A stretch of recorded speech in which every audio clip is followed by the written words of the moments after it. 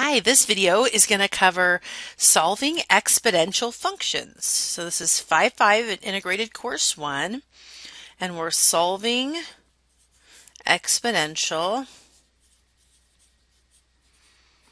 functions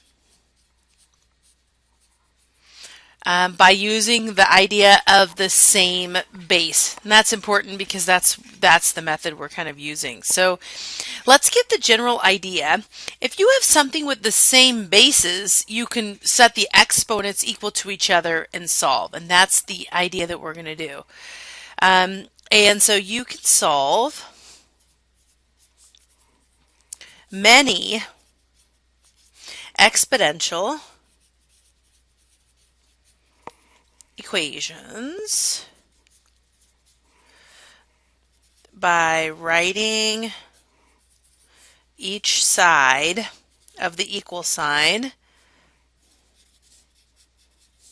of the equation, I guess, with the same base.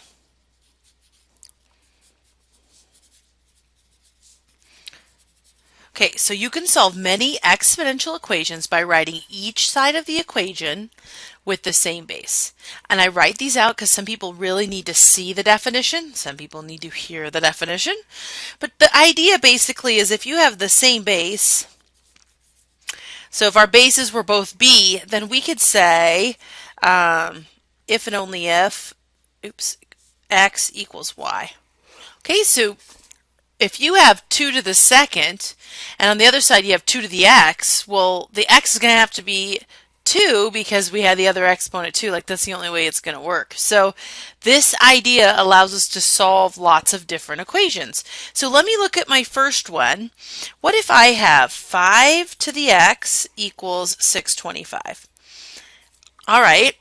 And there are other methods, so you know, that use logs. So after we learn logs, then you use logs to solve ones that are decimals or a little bit uglier. So all the ones we're going to do are, we use the same base idea because they're an easier one, basically. Okay, so what the idea is, we have this one as the base 5 to the x power, so we want this one to have that same base 5.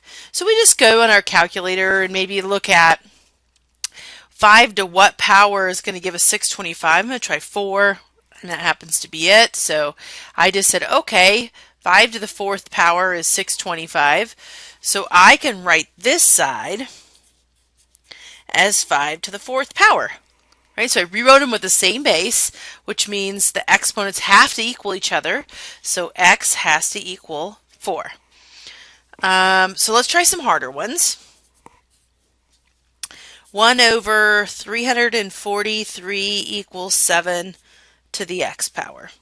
Okay, so on this one, we have 1 over 343. So the 1 over is a little tricky, but basically if it's 1 over and we have this one up here, we're just going to look at a negative exponent to bring that 343 back up.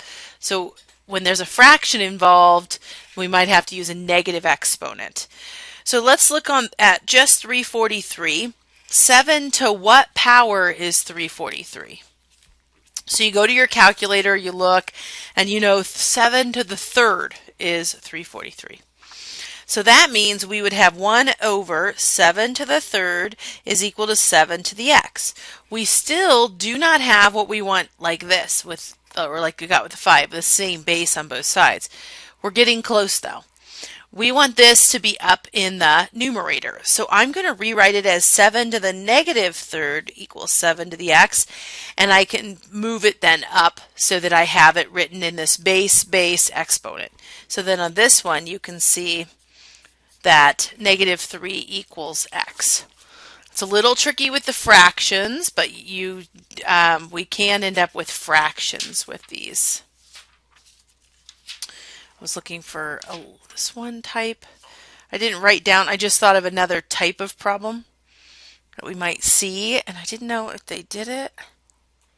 Okay, good. I'll just leave that open. Okay, let's look at another one. What if I have 2x plus 4 equals 1 over 16? So the first thing I look at with this one is I go, okay, one side's a fraction. Gonna want that to be a negative exponent. And so I'm going to keep this one base 2 because base 2 is as low as that one can go. And over here, I'm going to bring this up because 2 to the 4th is 16 and bring that up as a negative. So similar to what we did before. And then you set the exponents equal to each other. And I get x plus 4 equals the negative 4. Then minus the 4 and solve this one. And you'd get x equals negative 8. And that's my final answer. And you can always go back and check these. I never remember always to show you checks, but negative 8 plus 4 is negative 4. 2 to the negative 4th is 1/16. Okay, so you can always double check that they equal each other. What if I want to solve this using graphing?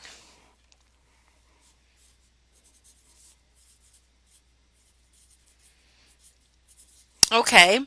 So this is my 4th problem. What if I have 9 equals 3x minus 1? Well, this is really similar to what we did in the last section. What we did is so this one, I really could make this 3 to the 3rd and easily solve by hand. But what if I wanted to use the graphing? What I do is I say y equals this side, and I say y equals this side. And then I graph those and I find that intersection.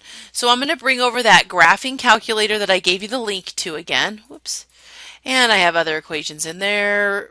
Let's clear those out from earlier. Yeah, I need the y equals. Oh, wait, that was the equation. So I'm going to do 3 to the power of, and then I'm going to use a parenthesis. There's a parenthesis over here. X minus 1, you're going to want the parenthesis no matter what kind of calculator you use. And so here's my 2 graphs. And we can see that they cross over here, looks like almost at 3, maybe 3. So I go to intersection to find exactly where they cross.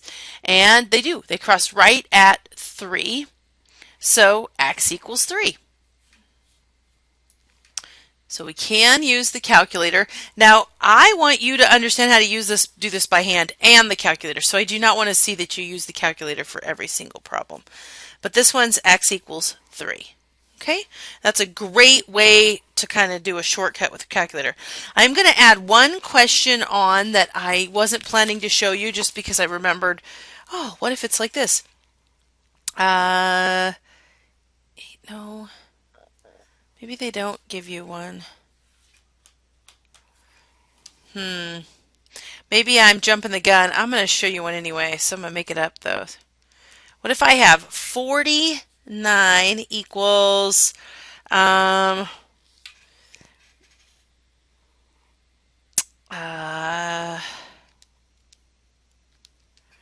that's too big.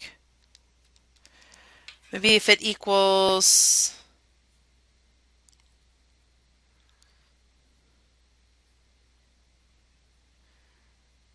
2401 to the 2x. Okay, so hopefully I didn't make this one too hard, but I wanted to show you a little bit harder one. These numbers are ugly bases. What I want to do is write them in the lowest base I can that's matching. So I saw 49 and I thought, well, 7 times 7 is 49. So I can write this one as 7 squared. Let's see if this one is 7 to some power. Well, I looked in my calculator and that happens to be 7 to the 4th. So this is going to become 7 to the 4th, but up here you already have a 2x. So I can take something that's not even written very pretty and write it as the lowest base, and if those bases are the same, I can then still solve. So I wanted to make sure I kind of brought up that idea as well as changing the base of both sides.